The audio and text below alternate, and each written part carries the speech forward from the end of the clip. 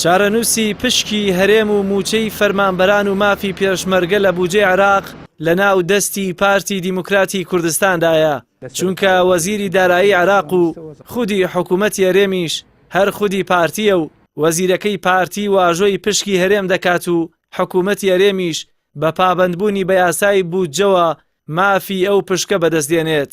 هەرچەندە نوێنەرانی کورد بە پشکی لە ١٧٠ یان لە ١١٤ کەمتر ڕازی نابن و دەیانەوێت مافی پێشمەرگەش تەنها دەقێک نەبێت، بەڵکو ڕێژە و ژمارەیەکی هاوشێوەی هێزەکانی حەشتی شەعبی لە یاساکەدا بۆ جێگیر بکرێت. بەڵام وەزیرەکەی پارتی لە سیناریۆکانیدا پشکی هەرێمی بە لە ١١٢.٦ دیاری کردووە و مافی پێشمەرگەش تەنها دەقێکە و بەس. وەزیری دارایی ئەم وەسیقەی ناردووە بۆ ئەنجومەنی وەزیران، ئەوە واژووی وەزیری دارایی.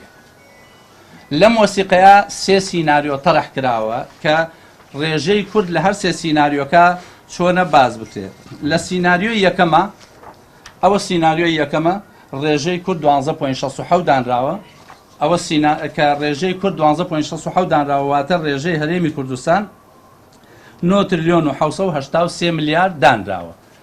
لە سیناریۆی دووهەمە کە هەمان شێوە سیناریۆی دووهەم ڕێژەی کورد ئەکاتە 11 تریلیۆن و 590 ملیارد، بە هەمان شێوە 12.6 دانراوە. بۆ ئەوەی دەقیق بم حوتەکەشی پێوە نییە. سیناریۆی سێهەمیش کاتێک کە باسەکە ئەگەر هەرێم پابەند نەبوو بە هەمان شێوە ڕێژەکە بووەتەوە بە 10 تریلیۆن و 375 ملیار، واتە لەوەی یەکەم کەمتر. جاگەر ئەوەی یەکەم تەبان ڕێژەی ئەوەی سێم باسی ڕێژەی تیانە لە ڕێژەکان لابرێ. ئێمە قبولمان نییە ڕێژەی کورد 12.67 بێ، چونکە ئیسیناد ناکاتە سەر هیچ بابەتێکی علمی و هیچ بابەتێکی وەثایقی. بۆیە ڕێژەی کورد یا ئەبێ لە ١١ دابرێ، یا ئەگەر بە وەسایق بێ ئەبێ لە ١٤ دابرێ.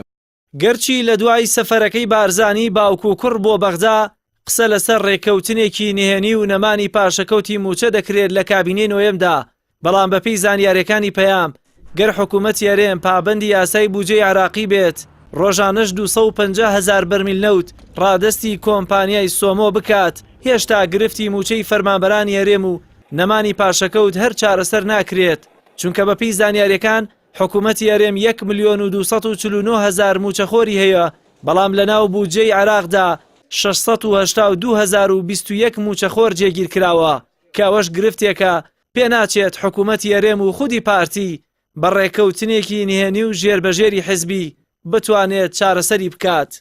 هیچ اتفاقێکی ژێربەژێری حیزبی و شخصی زمانی موچەی فەرمانبەران ناکا بە دەلیلی ئەوەی لە 2015ەوە ئێمە هەموو جارێک لە قانونی موازنەیان نسبەتی کورد و شایسەدارایەکانمان جێگیر کردووە، التیزام نەکراوە بە قانونی موازنە، لە دەرەوەی قانونی موازنە اتفاق کراوە. بەرەنجامەکەی چی بووە؟ بەرەنجامەکەی ئەوە بووە کە سیستمی پاشەکەوت سەپاوە، حکوومەتی هەرێم بە ملیۆنان دۆلار دینار و دۆلاریش طبعاً قەرزاری فەرمانبەرانە. لەبەرەوە ئێمە پێمان وایە ئەگەر هەر اتفاقێک هەبێ، ئەگەر هەر هەوڵێک هەبێ، ئەبێ لە چوارچێوەیەکی قانونی دابێت، ئەبێ التیزام لە چوارچێوەی قانونی موازنەی اتحادیە بێت، چونکە معڕەزە بۆ ئەوەی ببردرێتی. گەرچی نوێنەرانی کورد لە چەند ساڵی ڕابردوو شەڕیان لەسەر پۆینتێک زیاتر لە بودجە و پشکی کورد لە بودجەی عێراقدا کردووە، بەڵام دوجار بە ناوی ئابووری سەربەخۆ حکوومەتی هەرێم پابەندی یاسای بودجە نەبووە و هەموو ڕیسەکەی ئەوانی لەسەر حسابی فەرمانبەران و موچەخۆرانی هەرێم کردووەتەوە بەخووری. هەر بۆیە ناشدانرێت ئاخۆ و دروشمانەی کابینەی نوێم کە پاشەکەوتی موچە نایەڵێت بە پشتبەستنی کابینەکەیە بە یاسای بودجەوە یان پشتبەستنە بە ڕێکەوتنێکی ژێربەژێری حزبی. جەلال محەممەد، کەناڵی ئاسمانی پەیام، سلێمانی.